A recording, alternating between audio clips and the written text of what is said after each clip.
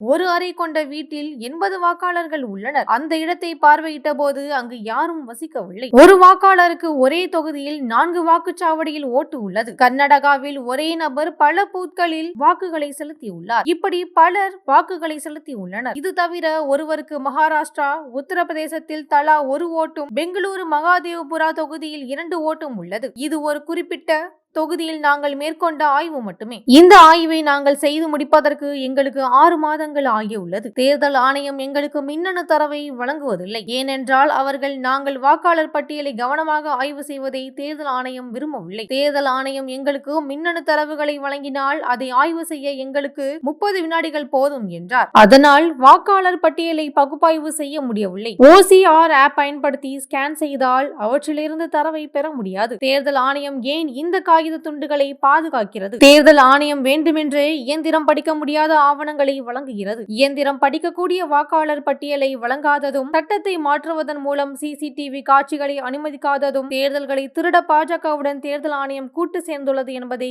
எங்களுக்கு உணர்த்தியது என்றார் ராகுல் காந்தி. நாடு முழுவதும் வாக்கு திருட்டு நடந்ததற்கான ஆதாரங்களை அளிக்க தேர்தல் ஆணையம் முயற்சிக்கிறது. தேர்தல் செயல்முறையை சீர்குலைக்க ஜனநாயக நிறுவனங்கள் தவறாக பயன்படுத்தப்படுகின்றன. இது அரசியலமைப்பிற்கு எதிரான குற்றம். ஏனெனில் கடந்த 10-15 ஆண்டுகளாக இயந்திரம் படிக்கக்கூடிய தரவுகளையும் CCTV காட்சிகளையும் தேர்தல் ஆணையம் எங்களுக்கு வழங்கவில்லை என்றால் அவர்கள் குற்றத்தில் பங்கேற்கிறார்கள் என்று அர்த்தம். நாம் மிகவும் விரும்பும் தேர்தல் நடைமுறைகளில் ஜனநாயகம் இல்லாததால் நீதித்துறை இதில் தலையிட வேண்டும். தேர்தல்களை பாதுகாப்பதில் காங்கிரஸ் ஈடுபட்டுள்ளது என்பதை தேர்தல் ஆணையத்திற்கு நினைவூட்ட விரும்புகிறேன் என்றார். பிரதமர் மோடி மிக குறைந்த பெரும்பான்மையுடன் பிரதமராக உள்ளார். அவர் ஆட்சியில் நீடிக்க 25 இடங்களை மட்டுமே திருட வேண்டியிருந்தது. மக்களவை தேர்தலில் பாஜக 33,000க்கும் குறைவான வாக்குகளை பெற்று 25 இடங்களை வென்றது. நமது அரசியலமைப்பின் அடித்தளம் ஒருவருக்கு ஒரு வாக்கு கிடைக்கிறது என்ற உண்மையை அடிப்படையாக கொண்டது. நாம் கருத்து கணிப்புகளை பார்க்கும்போது ஒரு நபர் ஒரு வாக்கு என்ற கருத்தை எவ்வாறு பெறுவது என்பதுதான் அடிப்படை விஷயம். சரியான நபர்கள் வாக்களிக்க